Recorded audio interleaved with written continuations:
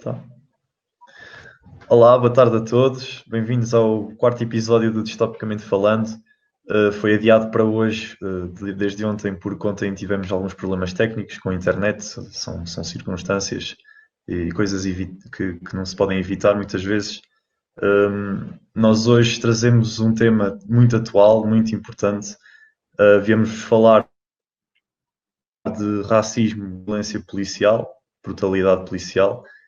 Como sabemos, ou como devia ser um conceito básico, o racismo é um problema que eu considero um problema global, e a primeira questão vai ser mesmo sobre isso, se não é um flagelo de escala mundial, ou se é uma coisa muito mais específica a um certo país ou a uma certa sociedade. Mas o que eu considero, e isto é a minha opinião, é que não acontece apenas num determinado país, e o mesmo se deveria aplicar ao antirracismo, ou seja, no sentido em que o antirracismo não devia estar ligado a uma ideologia, não se devia compactar a uma ideologia, mas a meu ver, toda a gente, seja de esquerda, seja de direita, devia ser antirracista. Já a violência policial, nós temos assistido ao que está a acontecer nos Estados Unidos da América, é o que está é o assunto do dia, mas também considero que potencialmente é algo que acontece noutros países. É o abuso de poder, é o abuso de força. E pronto, passando agora a palavra ao Rui, para ele falar um pouco sobre os nossos convidados de hoje. Rui. Ok, então muito boa tarde a todos os que estão a ouvir. Já sabem, esta semana extraordinariamente ao domingo por causa dos problemas técnicos que tivemos, mas o que interessa é que estamos aqui para falar deste tema, como o Jorge já introduziu muito bem. É um tema muito contemporâneo, principalmente agora, ainda mais por causa dos últimos acontecimentos, e por essa razão nós decidimos também, porque estamos fartos de ouvir as opiniões de toda a gente que nós conhecemos do dia a dia, talvez trazer duas pessoas que não são tão conhecidas, mas também fazem parte da opinião pública, e por isso nós decidimos trazer um redator, digamos assim, do nosso projeto de distopia, que é o Telmo Ferreira.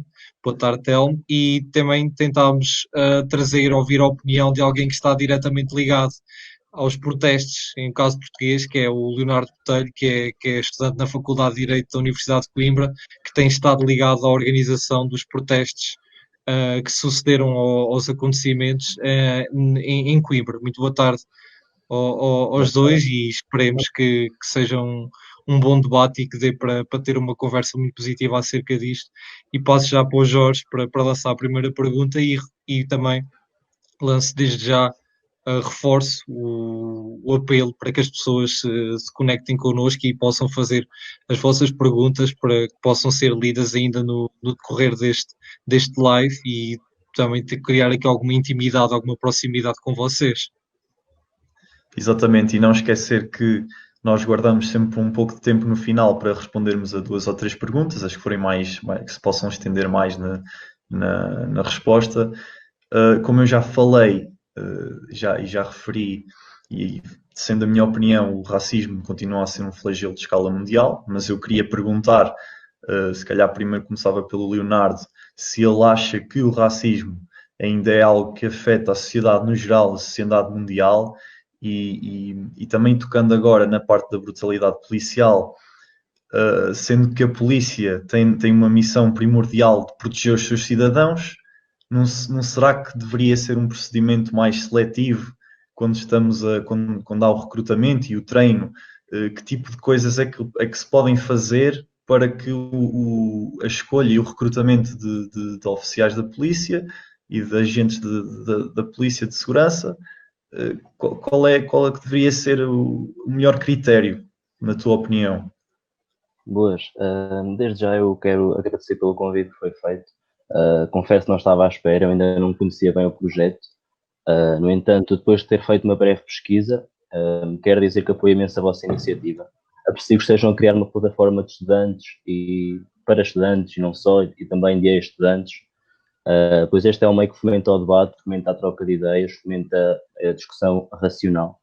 E é um grande passo para chegarmos a reflexões conjuntas e, eventualmente, a soluções.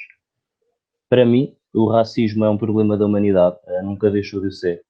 existe em todos os cantos do mundo, está presente de todas as formas possíveis. Eu vou tentar também não me alongar muito.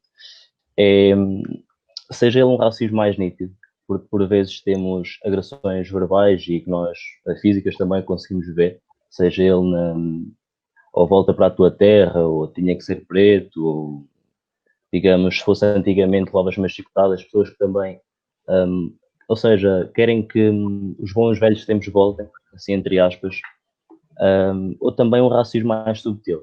Por vezes as pessoas não conseguem admitir que são, mas têm expressões como eu não sou racista, mas não sou racista, mas as pessoas vitimizam, só as pessoas têm sempre esta tendência e isto desvaloriza um bocado o movimento.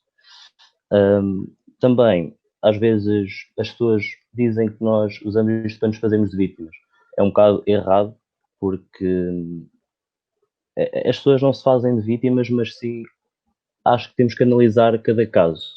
Cada caso é um caso individual. Às vezes, sim, as pessoas fazem-se de vítimas e isso é errado, mas devemos analisar todos os casos e conseguir perceber o que é que está na origem dos mesmos. Eu quero dizer que este é um problema que nunca foi exclusivo dos Estados Unidos, nunca o será. Existe no Brasil acontece o mesmo. Temos o caso recente, mais mediático de João Pedro, mas poderíamos referir uma imensidão de casos. Existe também grande parte da Europa, principalmente dos países que outrora foram colonizadores. Temos a Itália, temos França, temos Espanha, temos Portugal, no nosso caso. Deve ainda referir-se que o continente asiático também não fica atrás. Por vezes não se fala tanto do continente asiático quando falamos de racismo, mas também devemos falar.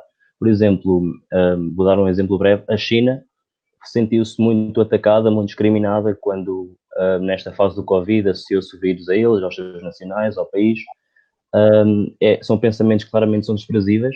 No entanto, nesse mesmo país, vários africanos foram despejados à força de hotéis, foram submetidos a quarentenas arbitrárias, foram forçados a testes em massa, mesmo não estando em contacto direto com o vírus. Foram proibidas entradas a negros a restaurantes. O McDonald's, um deles, que mais breve veio a desculpar-se e veio a pedir desculpa e dizer que não se revia naquelas atitudes. Todas estas ações foram claramente condenadas por embaixadores africanos, pela União Africana em si. São vídeos que correram o mundo, mas o que não é de estranhar é que, quando confrontados com isto, o Ministério de Negócios Estrangeiros de Pequim recusou todas as observações racistas, disse que nunca tinha acontecido, e o problema é um bocado este, é o facto de não reconhecermos que existe um problema. Quando nós reconhecemos que ele existe, nós claramente tentaremos encontrar soluções. Ou seja, não podemos desvalorizar o problema e dizer que ele não existe. Se ele existe, nós temos que tentar encontrar soluções, dizer o que é que podemos fazer. E neste sentido, a pergunta tem que ser dirigida a representantes da comunidade negra, a representantes, seja da comunidade cigana, brasileira, exato, e não, ou seja, não devemos pegar num problema que é de negros e perguntar a pessoas brancas como devemos resolver. Devemos ir diretamente à comunidade negra, à comunidade cigana e perguntar o que é que podemos fazer, quais são os meios, quais são as decisões que podemos tomar. Exato. E o racismo, como eu disse, está enraizado em vários países. Ele vai passando de geração em geração, seja devido à ignorância, seja devido aos estereótipos que estão formulados sobre toda uma comunidade. Vai-se passando a ideia, por exemplo, de que negros são preguiçosos, que são bandidos, que cheiram mal, etc. E uma criança que ouça estes pensamentos, uma criança que claramente ainda não tem um pensamento crítico, ou mesmo alguém adulto, que existem muitas pessoas que infelizmente ainda são analfabetas, não têm estudos e não têm o pensamento crítico, não o fomentaram, não aprenderam e vai passando a ignorância, vai passando este sentimento generalizado que toda uma comunidade é isto, toda uma comunidade é assim e não pode acontecer e esta pessoa vai ter medo, vai rejeitar, vai discriminar, mesmo sem saber o porquê, mesmo sem ter bases, ou seja, acho que devia existir uma convivência, porque também a solução para isto é um bocado a convivência, quando se convive brancos, negros, ciganos, vai-se desmistificando que nem todas as pessoas são iguais, claramente não são, existem pessoas brancas que gostam de umas coisas ou gostam de outras, e pretas gostam de umas coisas ou gostam de outras, não somos todos iguais, claramente. Existe também um argumento de isto já foi muito pior, ou seja, deviam contentar-se, deviam estar felizes porque agora podem votar, agora podem estar nos mesmos espaços que nós, podem aceder aos mesmos empregos E, mas a minha pergunta será sempre, foi muito pior devido a quem?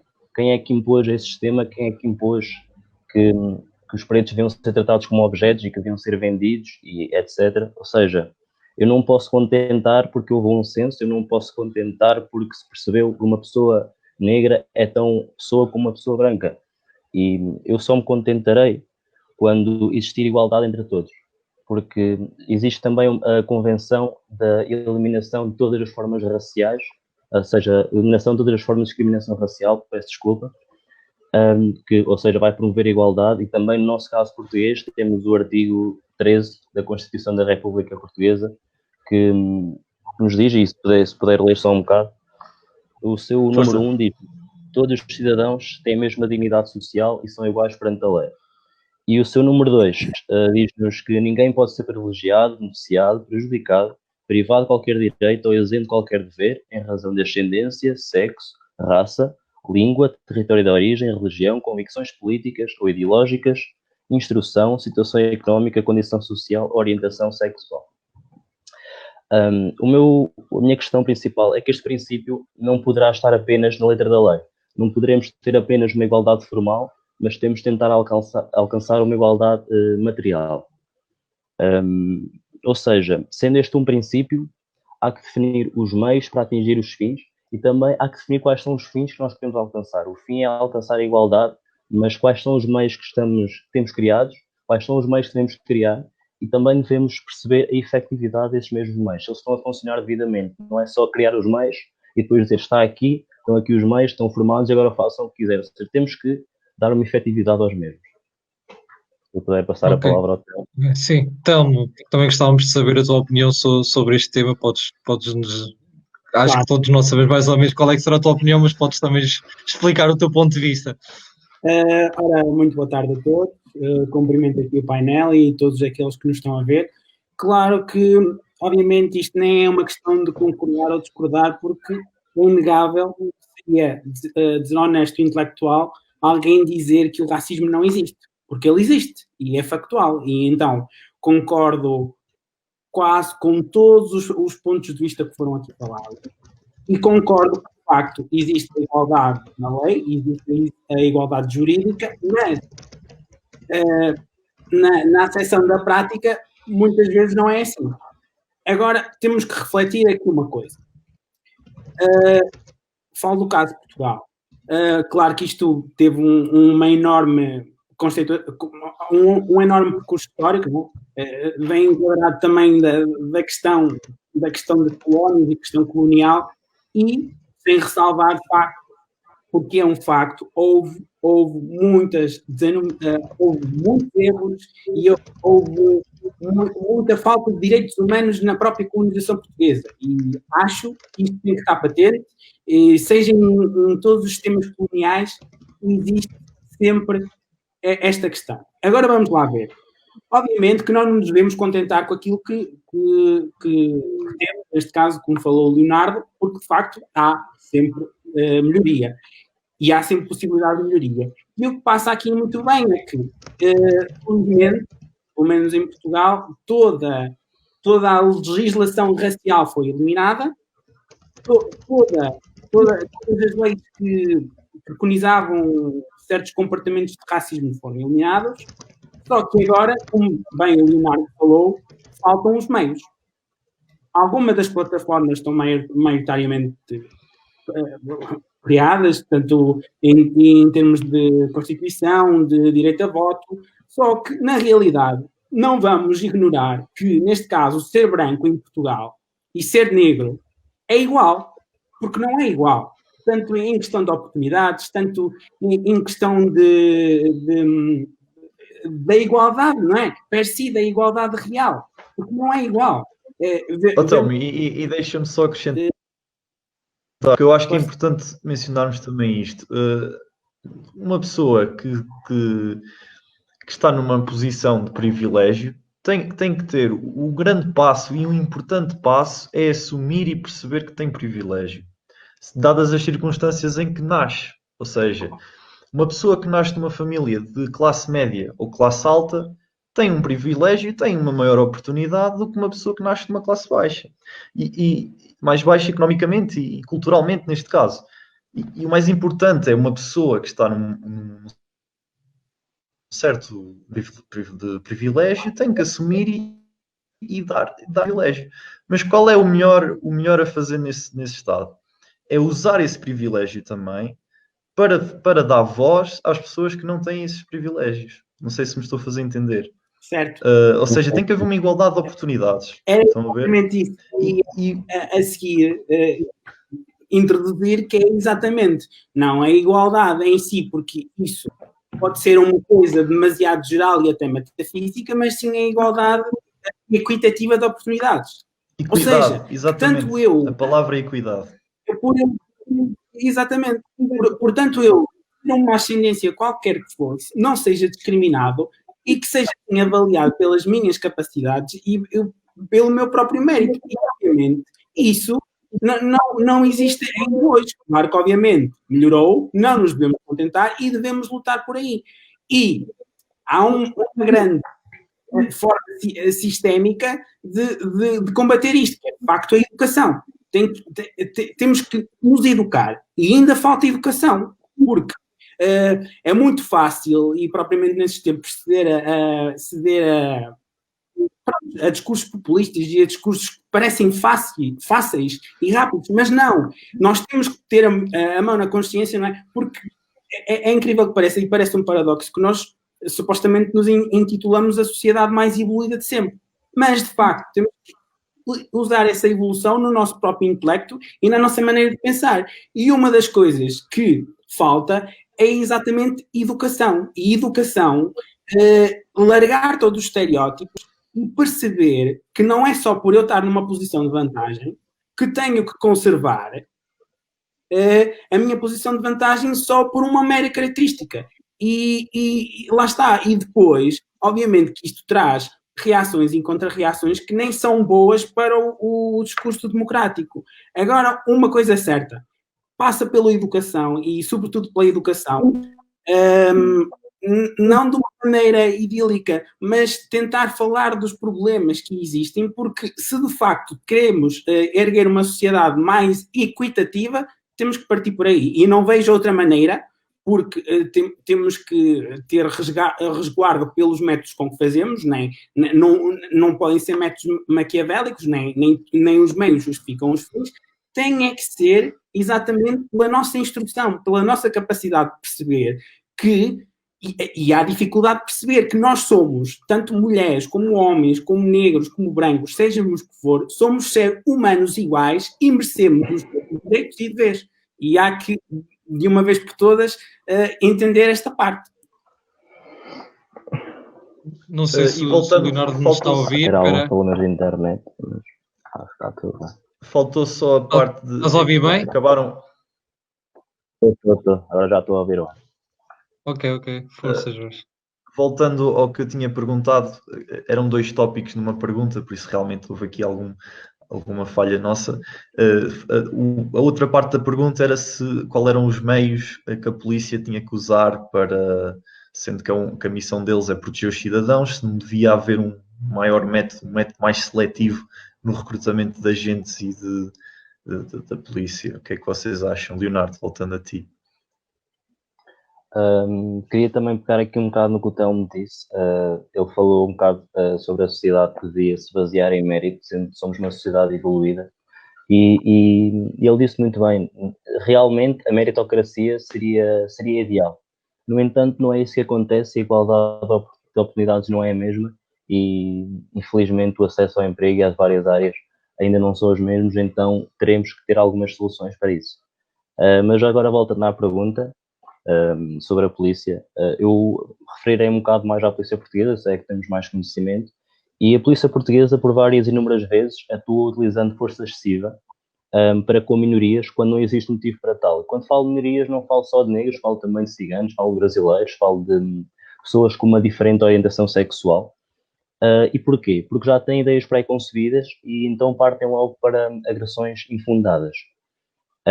É certo que às vezes acontece alguma resistência mas as autoridades são todas treinadas para proceder em mobilizações que sejam o menos danosas possíveis.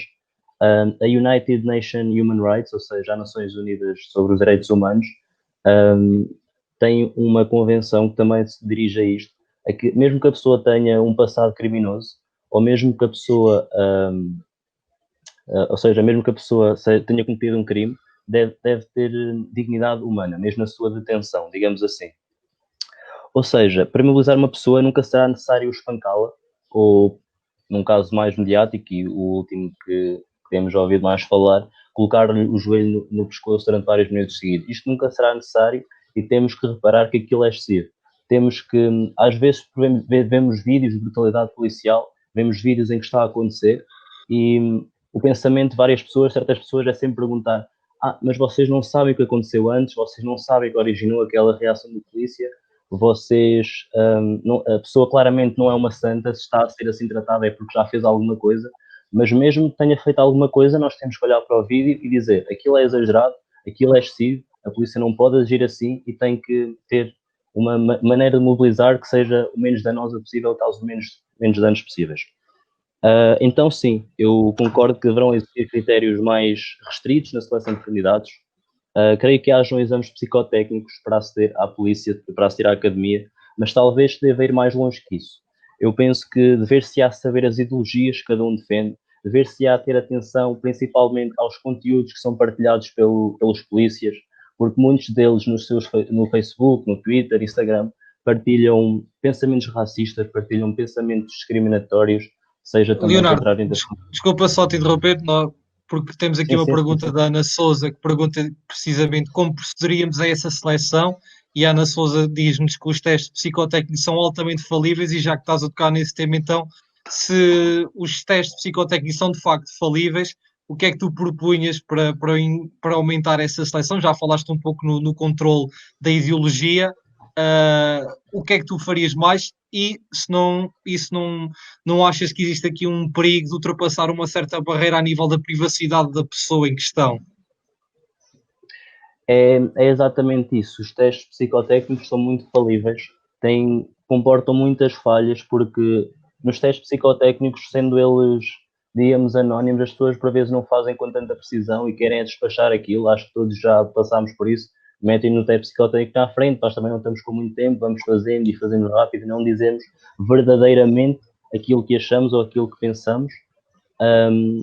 Quanto à questão de talvez ultrapassar a privacidade, eu acho que esse controle é necessário, porque estando num cargo de autoridade pública, estando num cargo em que as pessoas estarão a defender-nos, nós temos de saber o que elas defendem, porque elas não podem ir para a rua, não podem fazer o patrulhamento, não podem fazer o policiamento e ter pensamentos, ou seja, discriminatórios, ou seja, não podem, ou seja, ver uma pessoa negra e simplesmente agredi-la por pensar que ela vai ser agressiva com eles, ou mesmo que ela esteja a resistir um bocado, temos que partir logo para a agressão. Ou seja, acho que esse controle será necessário, será importante e penso que, estando num cargo de autoridade pública, como voltei a dizer, não ultrapassará um bocado a privacidade, porque é necessário. E também não podemos continuar à espera que continuem a acontecer atrocidades, não podemos continuar à espera que aconteçam casos graves como estes últimos que temos ouvido falar, mas muitos outros que não são documentados, que não são filmados e que por vezes não temos acesso, porque são imensos, para depois dizermos: afinal esta gente se calhar tinha algum distúrbio de personalidade, ou afinal esta gente já tinha um passado de agressões desnecessárias, ou afinal esta gente já demonstrava algumas atitudes discriminatórias, porque acontece várias vezes que acontecem estes ataques, acontecem estas agressões que nós vemos, e depois vai-se a ver e o agente já demonstrava alguns indícios de que poderia acontecer algo grave, que ele poderia fazer algo como o que fez. E mais que isso, mais que o controle das ideologias, deverá reparar-se na toda a envolvência do ambiente numa esquadra. Porque numa esquadra, várias vezes temos relatos de que acontecem piadas racistas, acontecem expressões racistas, e as pessoas vão compactuando um bocado com isto, não vão denunciando. Eu sei de casos, e vou lendo também vários artigos de ex-polícias ou mesmo polícias que estão em esquadras, que dizem que todos os dias acontece racismo dentro de uma esquadra, todos os dias se vão perpetuando estas piadas, vai perpetuando este racismo um bocado dentro das quadras, e as pessoas têm medo de denunciar, têm medo de dizer isto acontece, porque pronto, podem ser expulsas, podem ser demitidas, mas acho que tem que se denunciar, mesmo que seja anonimamente, tem que se denunciar isto acontece e isto não pode acontecer, porque se vamos para uma esquadra temos que ter os nossos valores bem definidos e temos que ter a percepção de que vamos para defender todas as pessoas, independentemente da sua raça, independentemente da sua orientação sexual, independentemente da sua classe económica, vamos para defender todos e qualquer um cidadão. Telmo, primeiro que tudo, também saber a tua opinião sobre esta questão, e adiantávamos já, no caso da tua opinião ser também positiva em relação a haver uma maior seleção de testes, se partilhas da opinião do Leonardo, por estarmos a falar de um cargo que é até certo ponto pode ser considerado um cargo público porque diz respeito a toda a gente, se consideras legítimo que haja essa invasão de privacidade em relação a saber a ideologia das pessoas, em saber o que é que elas partilham nas suas redes sociais, se concordas com isso ou achas que é um bocado ir longe demais? E espera, então, antes de dares a tua resposta, deixa-me só dar mais dois pontos.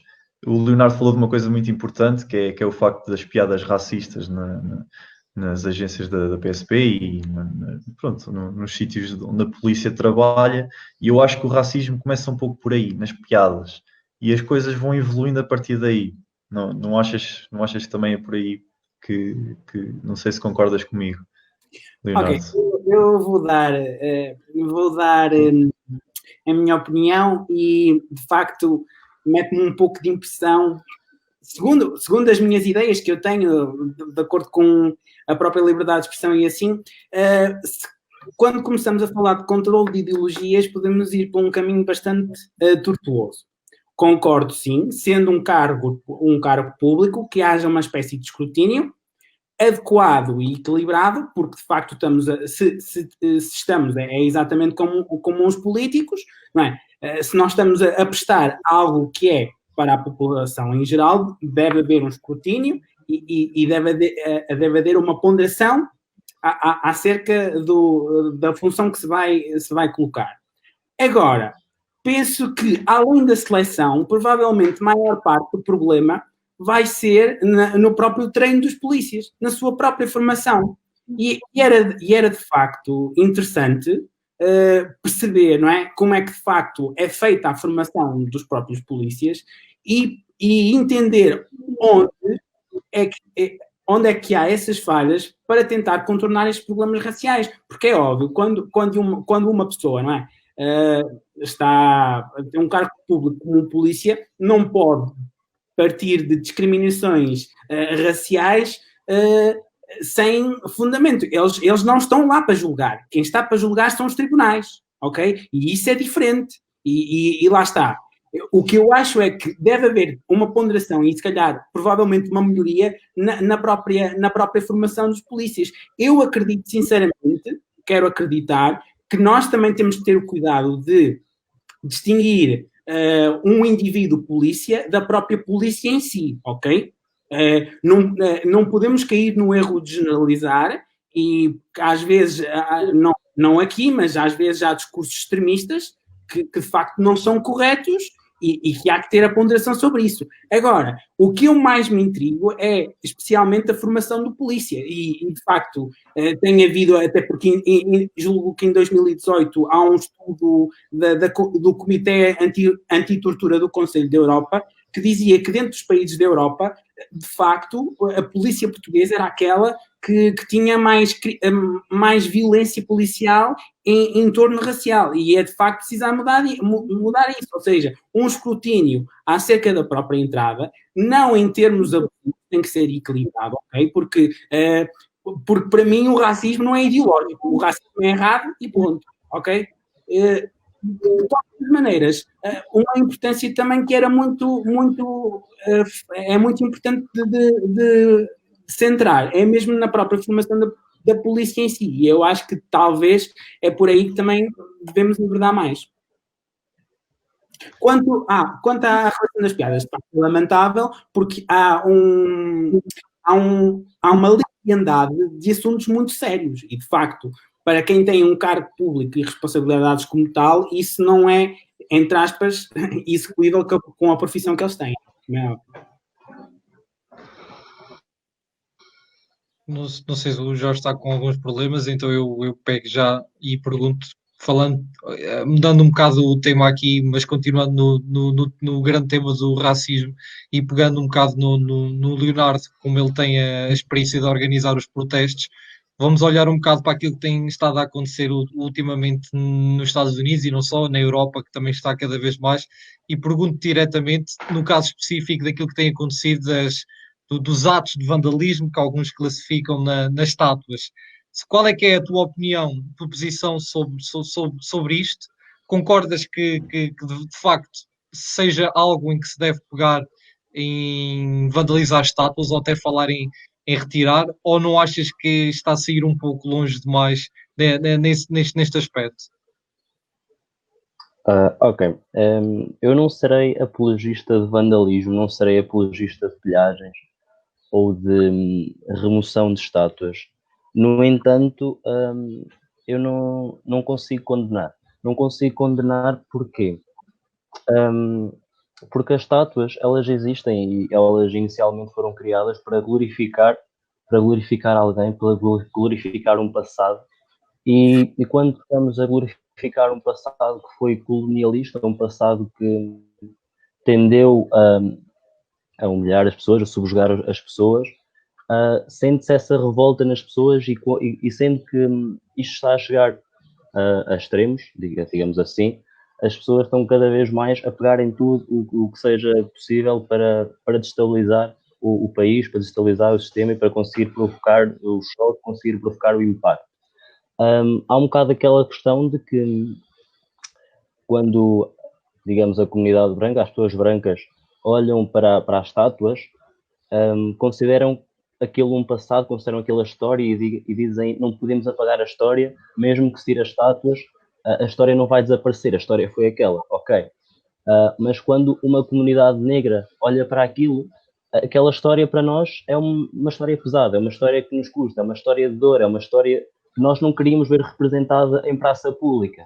Uma coisa será ter um museu direcionado àquilo, ou seja, quem se quer informar, quem quer ter mais conhecimento sobre o passado, ou seja, vai aos museus, vai a um sítio direcionado àquilo, como acontece na Alemanha, como acontece na Polónia, temos os campos de concentração, nunca foram abolidos, nunca foram, não se desapareceu com eles, eles continuam lá, as pessoas podem ir, podem ver a tortura que foi cometida, assim como deveria acontecer em vários países, assim como devia acontecer em Inglaterra, assim como devia acontecer em Portugal, e não termos estátuas, não termos símbolos que perpetuam este colonialismo, perpetuam este, digamos, racismo. E eu só pegava também outra pergunta que gostava de saber também um bocado nesta, e já vamos ouvir o Telmo também sobre este assunto. Não achas que, e se calhar aqui mais direcionado para aquilo que tem acontecido nos Estados Unidos, que as pilhagens que têm acontecido não de certa maneira, não leva a que haja uma criação de anticorpos de certas pessoas também em relação ao racismo? Ou seja, em vez de estarmos a combater de facto o racismo, as pilhagens estão a ter o efeito contrário, que é aumentar o racismo, porque as pessoas se veem pessoas a protestar contra o racismo e a fazer pilhagens, provavelmente, digo eu, muita gente irá ter o efeito contrário, que em vez de apoiar os protestantes, vão de facto apoiar quem tem ideologias racistas. Qual é que é a tua opinião sobre isto? E se não achas que pode de facto levar a uma criação de anticorpos ainda mais racistas do que os que já existem? Isto é aquela questão, é como eu disse, eu não sou apologista de pilhagem e nunca serei. Há pessoas que realmente estão a aproveitar-se disto para materializar, para ter alguns bens materiais, para poder assaltar sem ter talvez consequências, visto que está tudo numa azáfama, as pessoas estão um bocado a aproveitar-se disto, e isso eu condeno, isso eu acho que tira força ao movimento, e isso as pessoas olharão e dirão, então realmente eles são os animais, então realmente eles são os selvagens, e não é verdade, e tem-se visto também muitas vezes, por vezes, são pessoas brancas a fazer isto, ou seja, são pessoas que já são racistas, têm estas ideologias racistas e fazem-no de propósito para claramente tirar força ao movimento, E é mesmo isso, só que teremos também que ver que naquele país já foi clarificado várias vezes que os protestos pacíficos, os protestos em que as pessoas apenas marcham e não realmente se revoltam, não realmente fazem nada, já foi provado muitas vezes que têm pouco ou nenhum impacto. Levam a alguma mudança, mas não levam à atualidade. É assim quando se interfere com a paz social, quando se interfere com a estabilidade, quando se interfere com a economia, que os governos veem, ok, então as pessoas estão mesmo revoltadas, as pessoas estão mesmo chateadas, temos que fazer alguma coisa, temos que procurar soluções rapidamente e pronto, eu pagaria aqui um bocado também no caso do Trump, que vai sempre incitando ao ódio e vai sempre incitando mais à violência, dizendo que vai pôr mais tropas na rua, dizendo que vai punir ainda mais as pessoas, dizendo que tem que haver um recolher obrigatório. São tudo situações que causam ainda mais revolta nas pessoas e que fazem com que as pessoas se insurjam. E pronto, podíamos também pegar aqui nos líderes contra o racismo, falando, por exemplo, de Martin Luther King, que sempre foi apologista da paz, sempre foi apologista de uma mudança, mas uma mudança pacífica, mas que mesmo assim foi morto, mesmo assim as pessoas assassinaram. Diz-se que houve alguma conspiração também no governo, ok, isso talvez nunca se conseguirá provar, mas, ou seja, quem lutou por meios pacíficos foi morto, quem está a lutar por meios violentos vai ser morto também, ou seja, nunca se saberá bem qual é aqui o limite e nunca se saberá bem qual é a solução, se ela é pacífica, se ela é violenta. Ok, então agora passar a palavra ao Telmo para ouvirmos a opinião em relação às estátuas, em relação a isto que o Leonardo falou do passado colonialista, que a nós nos diz muito, porque também fomos um país colonizador, e também sobre esta questão das espelhagens e esse facto, as manifestações pacíficas já chegou a um ponto que já não se traduzem em nada, tem que se partir de facto para algo que traz mais pressão. Ora, muito bem. Eu, em relação às estátuas, sou de uma posição oposta que o Leonardo. Isto porquê? Porque eu olho e devemos olhar para a história, não como perpetuação daquilo como aconteceu, mas sim daquilo que estava errado e que de facto mudou. E temos que compreender uma coisa. Os homens que foram nascidos naquela altura, sejam os colonizadores, não sendo desculpável, foram homens do seu tempo. Não tem qualquer, ou seja, não tem qualquer utilidade de estarmos a tentar fazer uma espécie de acerto de contas com a história, porque ela não vai mudar. A história são factos e é o que aconteceu. Isto não quer dizer que não devemos tirar as ilações de tal. Mas sou completamente de acordo em termos de condenação, porque acho que não é o caminho. E vejam uma coisa, quando nós, seja qual for a posição, optamos por caminhos extremistas, e isto para falar um pouco daquela questão se os protestos têm que ser violentos ou não, se nós optamos por um caminho extremista pela nossa posição, o que é que vai acontecer? Vai existir uma contra-reação do outro lado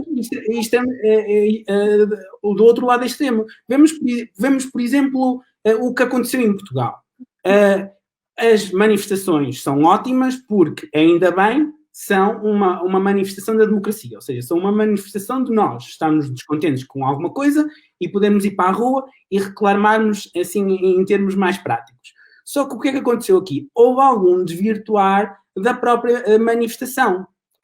Todos já viram, com certos cartazes e com certas frases. E o que é que provocou? Em vez de, entre aspas, não estou a dizer que o foco inicial das manifestações não fosse boa, porque foi. Só que o problema é o desvirtuar e o usar da manifestação para certo tipo de mensagens. E o que é que aconteceu?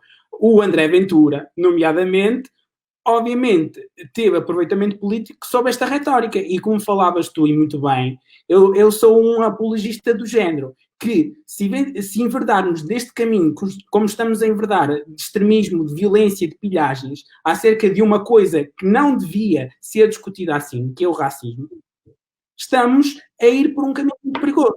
Porquê? Porque estamos a tornar talvez um cidadão comum, que não é nada extremista, que é moderado, a ver estes acontecimentos, não conseguir perceber exatamente o que está por trás daquilo e as manipulações que está a haver acerca do movimento ou da manifestação e torna-se extremista. E isto é um perigo. Não podemos combater fogo com fogo. E o extremismo que vimos de alguma parte das manifestações, e também estamos a ver, por exemplo, nos Estados Unidos, também está a combater, como, por exemplo, na América, a intervenção da Antifa, não é? Está a criar uma contra-reação também extremista que não é adequada e que não é digna de uma ordem democrática em que nós vivemos. E isto é muito importante, ter esta consciencialização que, na minha ótica, este caminho que foi enverdado nas manifestações tem sido prejudicial para o próprio movimento. E vemos também, temos que ver dois lados. Obviamente que estas manifestações, não é, foram surgidas por um sentimento de revolta, de indignação com a morte do George Floyd, com a indignação, com o medo de podermos sermos nós os sujeitos a acontecer exatamente a mesma coisa. E, nesta maneira, iniciou-se por um sentimento. E o que é que traz o sentimento? Às vezes o sentimento de turba extrema as posições. O que de facto não foi nada abonatório tanto para o movimento original nos Estados Unidos como aqui em Portugal, porque de facto, de um momento para o outro, em vez de estarmos a discutir o racismo, que é um problema real, estávamos a discutir a resposta do André Ventura e depois estávamos a discutir a própria vandalização de estátuas, que não traz nada de construtivo para o debate. Não, estamos a deturpar, porque, na minha opinião, e isto é a minha opinião, não podemos combater o extremismo de querermos fazer, ou até um jacobinismo de estátuas, de querermos fazer tábua rasa da história, para conseguirmos resolver todos os problemas. Porque o que é que vai acontecer? Isto vai gerar anticorpos e vai gerar contra-reações que, de um momento para o outro, estamos no espaço público e estamos rodeados de opiniões extremas que não dignificam o debate inicial que estávamos a fazer aqui, que é o racismo. É esta a minha posição e é a maneira como eu interpreto as coisas. E agora passávamos, se calhar, para o último tópico, que eu também acho que é muito importante falarmos sobre isto. De facto, os Estados Unidos são um país muito complicado de debater. É um país muito grande, são cerca de 330 milhões de pessoas. E é uma democracia liberal. E países maiores e com população maior, que se calhar, não estou a dizer, nunca vou dizer que um país ou uma cultura é superior a outra. Mas, por exemplo, a China e a Índia têm estes dois exemplos, mas têm políticas muito mais autoritárias, não é? E como é que nós podemos combater o racismo e combater este tipo de brutalidade policial numa democracia liberal sem recorrer a medidas autoritárias, por exemplo? Como é que nós podemos parar a violência sem usar medidas autoritárias? Não sei se estou a fazer entender o ponto, mas a pergunta em si é: quais são as soluções políticas que podemos propor para combater o racismo e a brutalidade policial numa democracia liberal? E se calhar passava ao Leonardo. Ok. Eu, neste caso, penso que incidirei a imagem em Portugal porque é o que nos diz mais diretamente respeito e é aquilo que temos que primeiro começar por mudar. Temos que pensar no nosso país e depois pensar talvez no nível mais global. Eu pensei que passará por ter no registro todas as queixas que são efetuadas devido ao racismo, dar maior visibilidade, mais informação às mesmas, ter dados estatísticos atualizados, ou seja, mais frequentemente, porque sinto que tem que ser sempre através de estudos, e estudos que por vezes são independentes, apesar de terem alguma ajuda monetária, são estudos que são feitos independentes, e deverá, ou seja, mesmo por parte do governo, existir algum meio que nos atualize mais frequentemente. E isto, ou seja, passará obviamente por criar políticas mais ativas contra o racismo, passará por não desvalorizar o tema sempre que ele é trazido à discussão pública. Temos o exemplo do líder do PSD, o Rui Rio, que veio recentemente a dizer que o racismo não existe, também o André Ventura, que veio a dizer que o racismo é um fantasma, e todas estas afirmações são proferidas por pessoas que vivem um bocado numa bolha de privilégio, o que é um bocado triste e que desvaloriza. Teremos também que atribuir mais competências à Comissão pela Igualdade e contra a Discriminação Racial, que é um meio que foi criado em Portugal, mas que, no entanto, tem-se mostrado inoperante. Foi feito um estudo pela Combat, ou seja, pelo Centro de Estudos Sociais da Universidade de Coimbra, que nos diz que quase 1.400 queixas ali recebidas entre 2005 e 2018, apenas 24 levaram à abertura de um trâmite processual e apenas 1,7% das queixas resultaram em condenação. Ou seja, é muito pouco e mostra a inoperância desta comissão, que apesar de ter sido criada num bom sentido, no sentido de ajudar, não tem tido tanta importância e tanta força como deveria. Esse projeto e esse estudo mostrou-nos também que entre 2006 e 2016, ou seja, 10 anos, 80% dos processos que foram instaurados pela Comissão em áreas de educação, habitação e forças de segurança foram todos arquivados porque prescreveram, ou seja, houve uma prescrição dos mesmos, os casos são instaurados, mas demora sempre imenso tempo a apurar as provas e chega sempre no final, ou por vezes a não dizer que existem provas realmente, ou seja, não dá para comprovar que aquilo aconteceu e que é verídico porque não se tem vídeos ou não se tem áudios, e é sempre a palavra de um agente contra uma vítima, e os casos acabam por ser arquivados devido mesmo a esse combate entre uma palavra e outra, não saber quem terá mais peso. E o que acontece é que quem costuma ter mais peso é, neste caso, a pessoa que ataca, porque sendo que os casos prescrevem todos, verifica-se que a vítima realmente raramente leva avante a sua queixa. É necessário também, penso que uma pergunta sobre a origem étnico-racial nos censos, que deveria para mim ter sido aprovada para 2021, mas que injustificadamente foi chumbada pelo Instituto Nacional de Estatística. A questão é complexa. O Instituto Nacional de Estatística disse que não aprovou a pergunta por ela ser muito complexa e pronto, ela é complexa e seria difícil de fazer. Mas é necessária. Para mim é necessário que se realize, pois Portugal tem muitas cores e muitas delas vivem em situações precárias, e existindo registros, conseguiria verificar-se um padrão que nos permitiria identificar problemas e procurar forma de corrigi-los.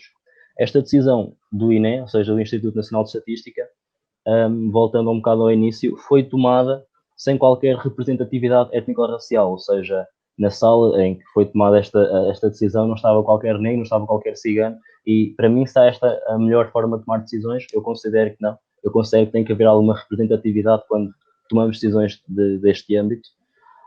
E sendo que a pergunta seria facultativa e anónima, eu penso que garantiria a proteção dos cidadãos, eu penso protegeria, não é, a privacidade dos mesmos. Disse também que poderia cair numa categorização, e eu penso que não se cairia, pois é sempre fundamental sabermos e termos a noção de que o país é só um, e no entanto, dentro desse país podem existir vários grupos, é normal que aconteça. A pergunta, então, permitiria entender se todos esses grupos estão em pé de igualdade, ou se existem grupos que têm desvantagens, se existem grupos que têm benefícios, como nós sabemos que acontece, apesar de não termos esse registro. Ou seja, esse registro, para mim, seria essencial. Deveria também abordar-se os conteúdos curriculares, principalmente no âmbito da história, com mais pormenor, para que o passado, não é, deixe de privilegiar este lusotropicalismo, e isso acaba também um bocado com a romantização colonial. Isto é, pinta-se, desde o 5º ano, uma imagem de que os povos africanos eram atrasados, que eram selvagens. Conta-se que os portugueses, ou seja, pronto, o povo português fazia comércio com os povos africanos, e comércio será um vocábulo um bocado lisonjeiro para nos referirmos à subjugação, para nos referirmos mesmo à manipulação e ao uso de força. Diz também que desenvolveram relações de amizade e Portugal trouxe cultura, fundou escolas, construiu igrejas, mas não se deveria, não é, contar exatamente o que foram estas relações de amizade, que estas relações de amizade de facto não existiram e que nunca foi querida a presença pelos povos africanos em África. Não se deveria contar que as escolas não eram inclusivas, não eram para todos, que também as igrejas foram fundadas para que não houvessem segredos e também para que se impedisse um bocado as revoltas populares. E consta também no Brasil que os índios não eram fáceis de escravizar. E a minha pergunta é, deveria também informar-se o que é escravizar, certo? Porque escravizar às vezes é passado de uma forma leviana e quando se causa impacto, ou seja, fosse logo a partir do 5º ano, 6º ano, quando se calasse impacto na palavra escravatura, que as pessoas realmente soubessem o que significa a escravatura, eu penso que isso permitiria que as pessoas realmente ficassem chocadas e que as crianças não achassem isso como algo normal. Claro que não acham, mas às vezes é um caso, essa normalidade é a escravatura e foi isto que aconteceu e ponto final. Não, a escravatura é negativa e nunca mais deverá acontecer e nunca mais devemos chegar a um ponto destes em que alguém é subjugado a um objeto e é tratado como objeto. E assim, foi algo normal e aceito por todos. É um bocado esta ideia que passa. Quando na verdade foi imposto por uns e aceito por outros à força. Por exemplo, temos o caso de... Pronto, eu vou referir um bocado de Santo Tomé, mas é um exemplo também. É que se diz que era um povo, ou seja, estava despovoado, era uma zona despovoada e que ninguém habitava lá e que os portugueses descobriram. No entanto, já existia um reino em Santo Tomé, já existia um reino em vários países africanos. E as pessoas sempre lutaram contra essa ocupação, ou seja, dizer que eram países despovoados, que eram reinos despovoados, são factos que deveriam ser mais precisamente acurados. E, por último, eu penso que a criação de cotas étnico-raciais seria importante. Seria ideal uma meritocracia, como tivemos a falar no início, mas isso, no entanto, tem reforçado a invisibilidade, pois as pessoas continuam a ser discriminadas no acesso ao emprego e no acesso a várias outras áreas. Seria um passo essencial, assim como foi a quando da igualdade de género, porque também existia e existe ainda imensa desigualdade de género aqui mesmo em Portugal, e isso foi um bocado combatido com as cotas. Então, por que não criar também as cotas para pessoas negras, para pessoas ciganas, porque isso abriria as portas, mesmo que fosse por imposição legal, abriria as portas e daria mais representatividade, a meu ver. Por último mesmo, para acabar, daria uma maior abrangência ao artigo 240 do Código Penal português. Este é um artigo que nos fala do racismo ser crime, no entanto, ele tem pouca materialização, ele realmente não é utilizado tantas vezes quanto deveria pelos nossos tribunais. Ele deveria ter uma reformulação, porque em 10 anos, também de 2008 a 2018, não se aplicou uma única vez a agentes da polícia e existiram 0 condenações nesse sentido de violência policial racista, e acho que isto é um bocado grave. Agora pedia também ao Telmo a opinião dele, mas um pouco mais sucinta e mais objetiva, para não te estenderes muito, se for possível, por causa do tempo. Em relação, vou pegar no que é que o Leonardo disse, em relação à omissão da questão racial ou da origem dos próprios inquéritos, eu acho isso mal. Eu acho isso mal porquê? Porque penso que é algum sintoma, não é? Algum sintoma, às vezes, da hipocrisia do politicamente correto do que se cai, de se estar a perguntar uma pergunta acerca de uma raça ou de uma origem como se isso fosse racista. Eu penso, indubitavelmente, que não, porque a função do governo é perceber as necessidades da população, perceber, dentro da homogeneidade que a população portuguesa tem, perceber as suas diferenças para, de facto, estar mais preparada para conseguir combater e ajudar a minimizar estas desigualdades. Quanto ao que o Leonardo falou, em termos das cotas, eu não concordo. Seja cotas, neste caso para mulheres, seja cotas para outro tipo de coisas. Porquê? Porque, na minha opinião, não é? Cotas é uma espécie de tentar esconder a origem do problema e tentar remendar as coisas que na origem estão más. Porquê? Porque isto, de facto, depois é uma imposição, não é? E até para os próprios, não é, envolvidos, não é? Pode haver aquele discurso facilitista do género, estás aqui só por causa das cotas. E eu penso que devemos abranger e devemos pensar numa solução mais geral e exatamente, voltem a existir aqui igualdade equitativa de oportunidades e educação para, de facto, resolver o problema, porque isto são apenas manobras legais para tapar o sol com a peneira, porque de facto não ia acabar com a própria discriminação nem com os próprios estereótipos. Ressalvar uma coisa, apesar de existir racismo em todo o mundo, e existir na Europa, e isso é indubitável, em termos da questão racial, Portugal é dos países que nota menos casos de racismo. E isso é verdade. Agora, não é correto dizer que o racismo não existe ou que é um fantasma. É correto, sim, admitir que há países que têm a questão racial muito mais vincada do que a nossa, mas nós temos, de facto, os nossos problemas. E temos que ter consciência disso e temos que perceber que temos que lutar contra isso e arranjar estes tais mecanismos, a educação, abranger todo um sistema, não é? Todos os serviços para que não haja discriminação, porque de facto a discriminação provém das próprias desigualdades de oportunidade, provém da própria diferença de educação entre um determinado contexto social e o outro. E é a cerne do problema e é aí que temos que combater. Outra coisa, que eu me lembrei aqui, acho que nós daqui não queremos nada de demonizar a polícia, até porque, de facto, a polícia tem tido problemas acerca dos seus próprios meios de financiamento e mesmo da qualidade de vida dos seus próprios profissionais. E talvez, por aí, vendo as coisas de abrangente, pelo facto, se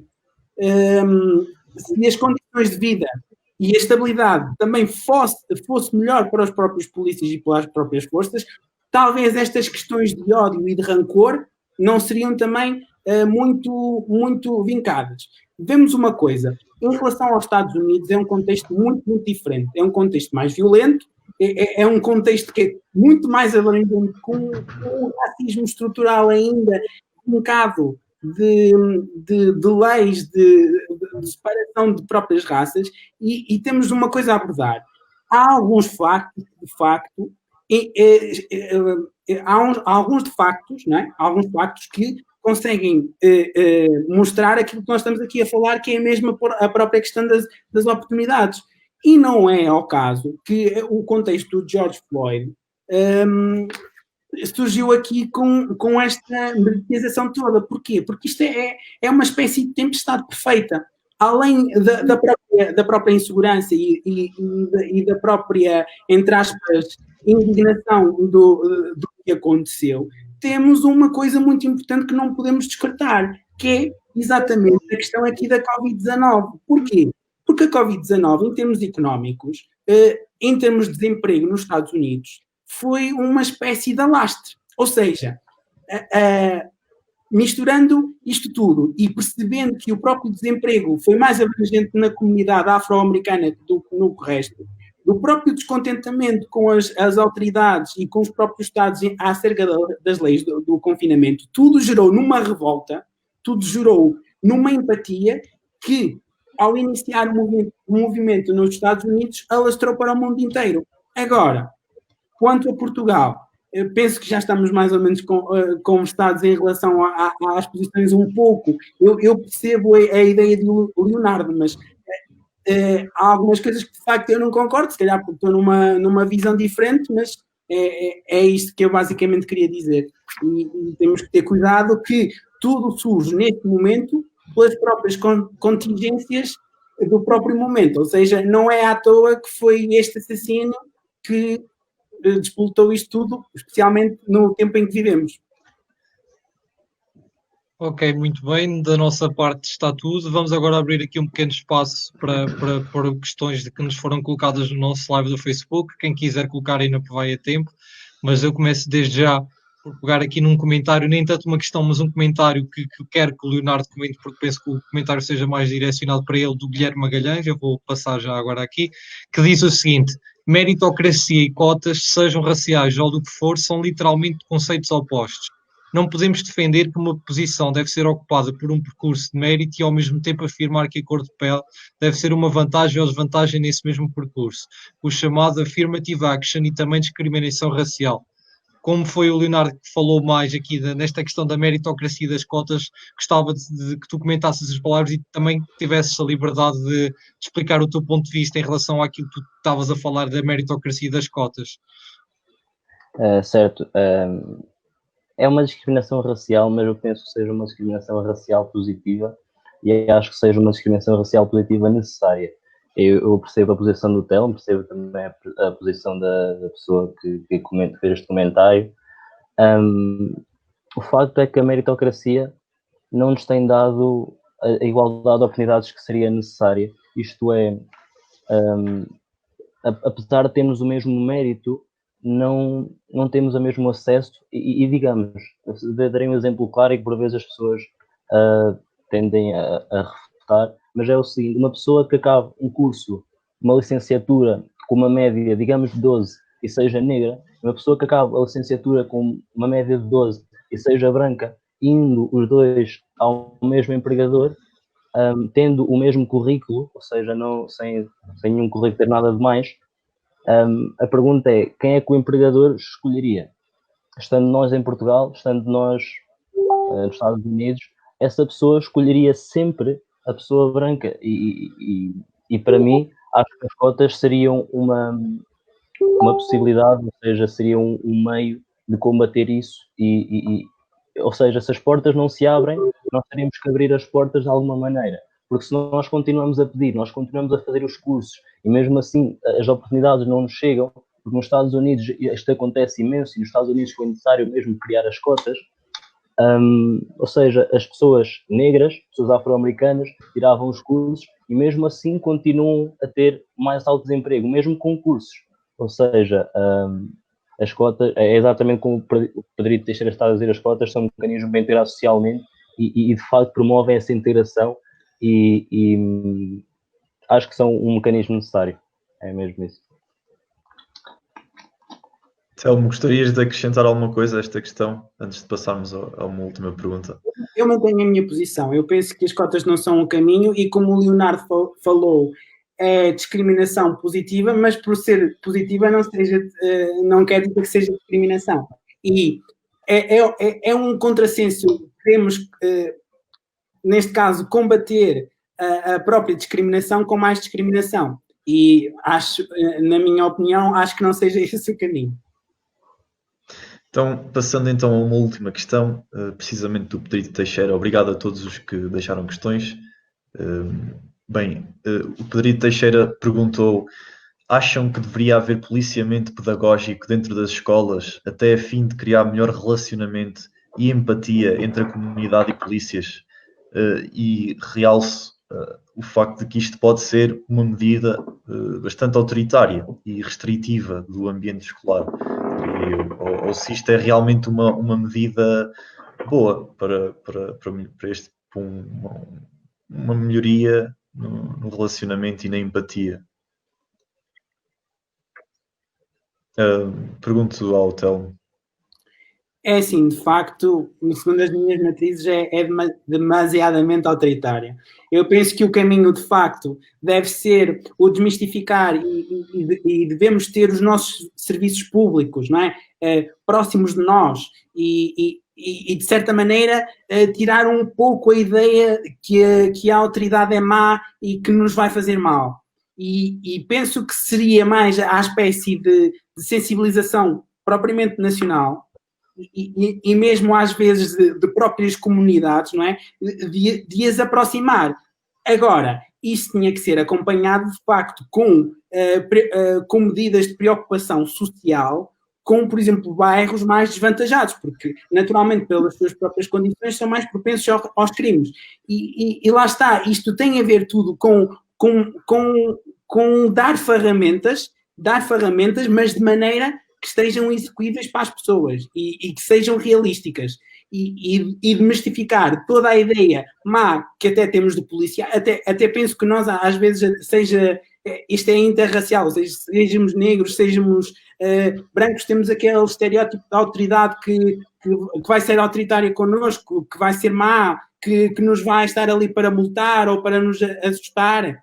E de facto temos que quebrar esta questão e tirar esta mentalidade das nossas próprias cabeças. E, obviamente, isto tem a ver com tudo campanhas de educação e de sensibilização que teriam que ser feitas e que teriam que ser oportunas em tempo oportuno. Leonardo, qual é a tua opinião sobre esta questão? Eu perdi um bocado a internet, não sei se podiam formular a questão um Eu bocado. posso repetir. Sim. O Pedrito Teixeira perguntou se acham que deveria haver um policiamento pedagógico dentro das escolas, até a fim de criar melhor relacionamento e empatia entre comunidade e polícias.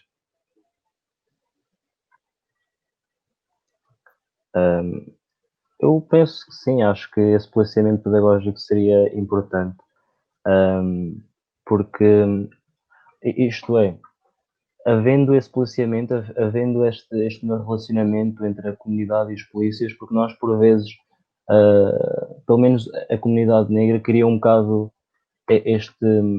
este ódio aos polícias, que é um bocado indiscriminado, porque claramente os polícias não são todos iguais, claramente há polícias que fazem bem o seu trabalho, entendem não discriminar, e é importante não haver ódio qualquer a polícias. É importante haver sim uma compreensão, haver sim a percepção que eles estão a fazer o seu trabalho e a percepção de que nem todos os polícias são maus, nem todos os polícias estão para discriminar ou estão para partir para agressões e existem muito boas experiências com polícias, assim como existem experiências negativas, ou seja, devemos criar esta relação e esta união entre comunidade e polícias, porque no fundo eles estão para nos proteger e nós devemos compreender isso e mais do que criticar, devemos compreender a posição de ambas as partes e devemos analisar cada caso individualmente e nunca generalizar, seja a polícia ou seja generalizar também uma comunidade. Nunca devemos cair em generalizações.